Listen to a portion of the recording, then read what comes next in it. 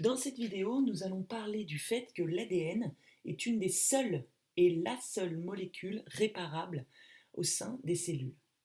Alors, si nous représentons ici tout simplement un fragment d'ADN qui aurait été soumis à des agents UV. Donc on en a déjà parlé dans une vidéo parlant de l'origine des mutations. Vous savez que les agents mutagènes vont augmenter le risque d'apparition de mutations au sein d'une molécule telle que l'ADN. Donc ici, je vais avoir ma séquence initiale. Et ma séquence initiale, si elle est soumise à l'action d'agents mutagènes, comme par exemple des rayonnements UV, eh bien ça peut, pas toujours, donc les rayonnements UV, qui sont, je vous le rappelle, des rayons ionisants ayant une forte énergie et pouvant modifier de façon importante ma molécule d'ADN. Eh bien là, qu'est-ce qu'il va y avoir comme conséquence? Il va y avoir apparition de ce que l'on appelle un dimère de thymine. Et alors, souvent, on le représente ainsi, c'est-à-dire qu'on représente là notre dimère de thymine, mais au lieu d'être rattaché au phosphate, au sucre et au phosphate, eh bien, les nucléotides vont être attachés entre eux.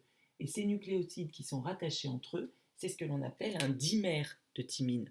Donc là, puisque c'est une conséquence, je vais le représenter comme ça. C'est-à-dire que ici, ici et ici, j'ai ici ce que j'appelle un dimère de thymine. Donc là, pour l'instant, en face, je n'ai aucun autre changement. C'est-à-dire que là, j'ai toujours mon adénine, ma cytosine, ma guanine. Ça peut arriver qu'un agent mutagène entraîne une modification des deux brins en même temps, mais ce n'est pas ce dont on va parler aujourd'hui. Donc ici, vous avez donc une modification, une lésion de l'ADN, et on a ici ce que l'on appelle un dimère de thymine. Bon, ce dimère de thymine, il est quand même un peu embêtant, puisque lors d'un cycle de réplication suivant, comment cela va-t-il se passer face, donc j'ai ici mon dimère de thymine, d'accord, ici, relié, c'est l'ADN polymérase, l'enzyme responsable de la réplication, qui va tout simplement se retrouver embêtée, c'est-à-dire que en face, qu'est-ce qu'elle va mettre? Qu'est-ce qu'elle va placer en face? C'est ce que je vais représenter avec ici un brin d'une autre couleur. Alors ici, il n'y a pas de problème, ça veut dire qu'elle va placer ça, mais là, elle ne saura pas quoi placer en face. Donc là, on est au moment de la réplication, et notre enzyme polymérase, au moment de la réplication, elle va être tout simplement, notre ADN polymérase, elle va être perturbée. Au moment tout simplement de la lecture du brin matrice, elle ne saura pas quoi placer. D'accord? Donc il va y avoir un problème au cours, justement, donc je vais écrire qu'ici il s'agit de la réplication, qu'ici il s'agit de l'ADN polymérase, et elle va tout simplement avoir un problème de lecture. Et ce problème de lecture, ça peut entraîner quoi? Un problème de lecture, et ça peut entraîner à terme une non-division de la cellule, et donc éventuellement ça pourrait avoir pour conséquence une mort des cellules. Alors, ce qui nous amène à la suite. Si on représente dans un graphique l'évolution de thymine à l'état de dimère, donc en gros de dimère de thymine, c'est une autre manière de le dire, mais ça veut dire la même chose, en fonction du temps en heures. Et qu'on représente ça chez des individus en fait qui ont été soumis à deux types, à une grande quantité de rayonnement UV. Mais regardez ce qui se passe. On a ici, chez un individu que l'on appelle un individu XP, c'est un individu atteint d'une maladie que l'on appelle xéroderma pigmentosum. Et cette maladie que l'on appelle xéroderma pigmentosum, on a fait un TD dessus. Donc pigmentosome. C'est une maladie dans laquelle, c'est ce qu'on appelle aussi la maladie des enfants de la Lune. Ce sont des individus qui ne supportent pas la lumière du soleil, qui ne supportent pas les rayonnements UV, parce que justement, ça modifie leur ADN en créant un grand nombre de dimères de thymine, et que ces dimères de thymine perturbent justement au niveau des cellules, comme par exemple les cellules de la peau, ça perturbe la réplication, donc les cellules ne peuvent plus se diviser, donc les cellules meurent. D'accord ? Ici, je vais prendre un autre cas, et cette fois-ci, je vais représenter, donc ici, en vert, cette fois-ci, je vais représenter une autre courbe qui, elle, correspond à le nombre de dimères de thymine chez un individu sain qui, lui aussi, a été soumis à des rayonnements UV. D'accord ? Et qu'est-ce qu'on voit ? On voit que le nombre de dimères de thymine reste stable chez un individu atteint de xéroderma. Quand un nom est latin, on le souligne ou on l'écrit en italique, alors qu'il diminue de façon régulière chez un individu sain. Et ça a permis de mettre en évidence quoi ? Le fait que chez Xeroderma pigmentosum, il y a quelque chose qui ne se fait pas. Et l'élément, le mécanisme assez incroyable, puisqu'il est propre à la molécule d'ADN au sein des cellules, qui ne se réalise pas chez les individus atteints de Xeroderma pigmentosum, c'est la réparation de l'ADN. Ça veut dire que chez un individu sain, les enzymes de réparation, que l'on appelle des endonucléases, les enzymes de réparation, que l'on appelle les endonucléases,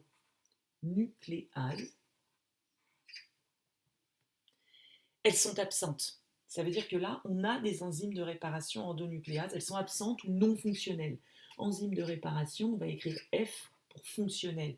Alors que chez mon individu atteint de Xeroderma pigmentosum, eh bien, les enzymes de réparation ne sont pas fonctionnelles. Et il en existe plusieurs types, d'accord, ayant plusieurs rôles au cours des différentes étapes du processus de réplication. Donc là, on va le mettre enzyme de réparation non fonctionnelle. Par conséquent, les dimères de thymine s'accumulent.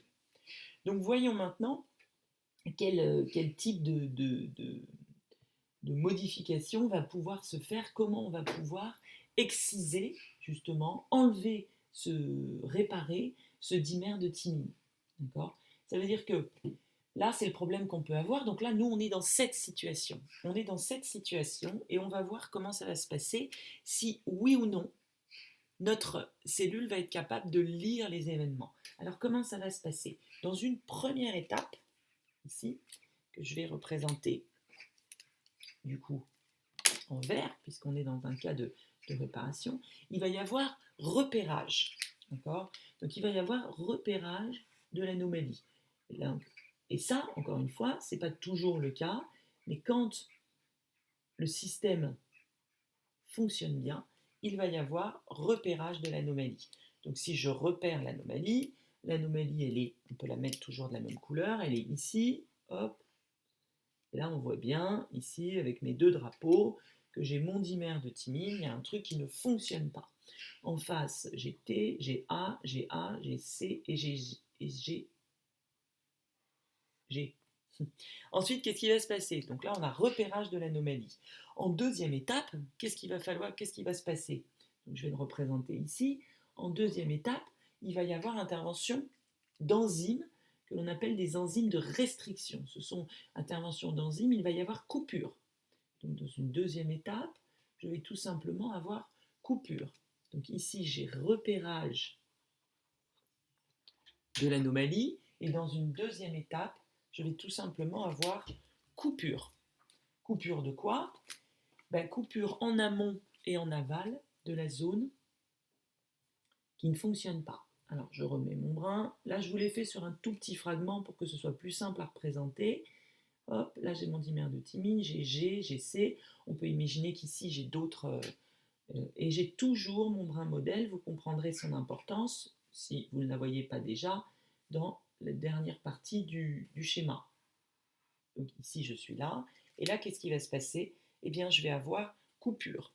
Donc la coupure, on peut la mettre avec d'autres enzymes. C'est-à-dire que je vais avoir coupure ici, d'accord, et ici.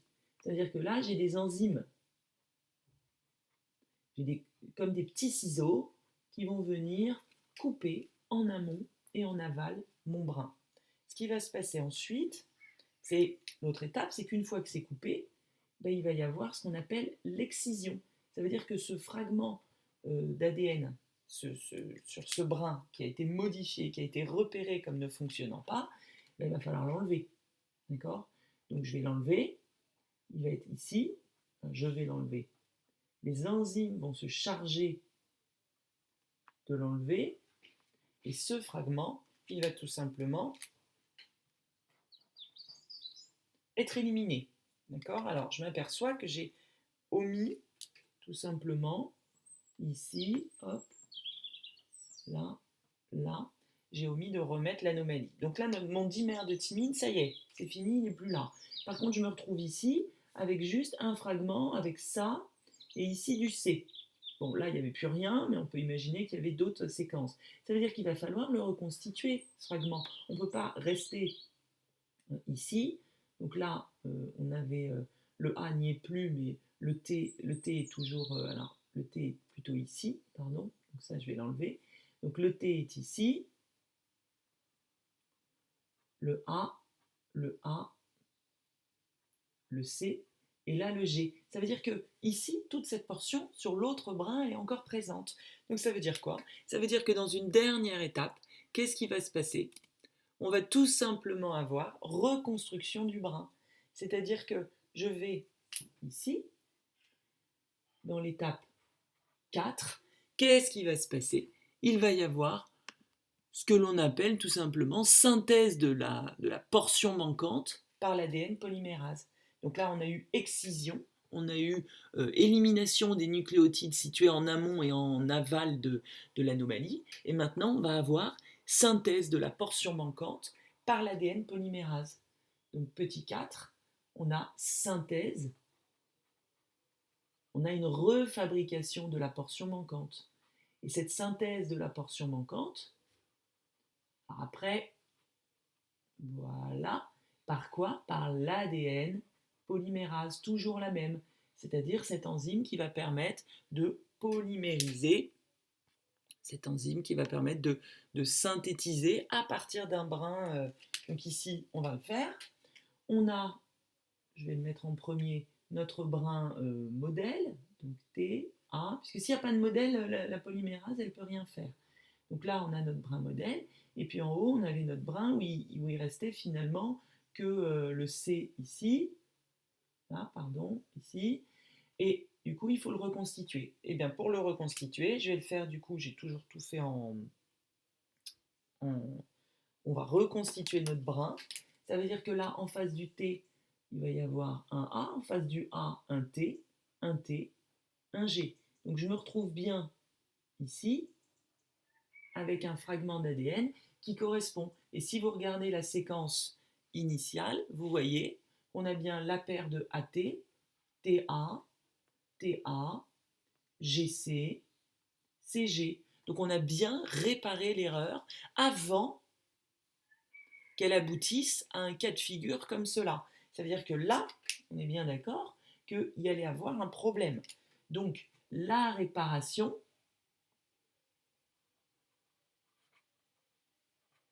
elle a permis d'éviter ce problème-là. Alors vous allez me dire, mais là on a un fragment violet et ici on a un fragment noir, donc ça pose problème. Bon, bah en fait, il y a une dernière étape, et la dernière étape, c'est tout simplement l'étape qui va permettre de recoller, de souder, d'accord? C'est-à-dire qu'ici, je vais avoir, alors c'est une autre enzyme qui va venir, intervenir, c'est ce que l'on appelle la ligase. Ça veut dire que ici, vous voyez, là où je fais mes deux petits ronds jaunes, il y a une enzyme qui intervient que l'on appelle la ligase et qui va venir lier, comme son nom l'indique, les fragments d'ADN violet néoformés et les fragments d'ADN noir ici qui étaient initialement présents. Donc là, on a, à ce stade-là, on a eu réparation de l'erreur. D'accord? Donc c'est exactement ici ce qui ne se passe pas dans le cas des individus atteints de xéroderma pigmentosum. Donc on a vu sur cette image un processus que l'on appelle la réparation par excision. Il existe un autre type de réparation, donc je vais les noter ici. Donc on distingue deux types de réparation. La réparation par excision, quand on peut enlever un fragment d'ADN sur un brin, et il existe un mécanisme de réparation un peu plus complexe que l'on appelle la réparation par recombinaison homologue. Et là, c'est quand les deux brins sont touchés et qu'on doit se baser, quand les enzymes de réparation doivent se baser sur le deuxième chromosome homologue pour pouvoir reconstituer la séquence initiale, mais c'est hors programme. Donc voici la planche qui vous parle du processus unique de réparation des molécules d'ADN au sein de nos cellules quand les enzymes de réparation fonctionnent bien.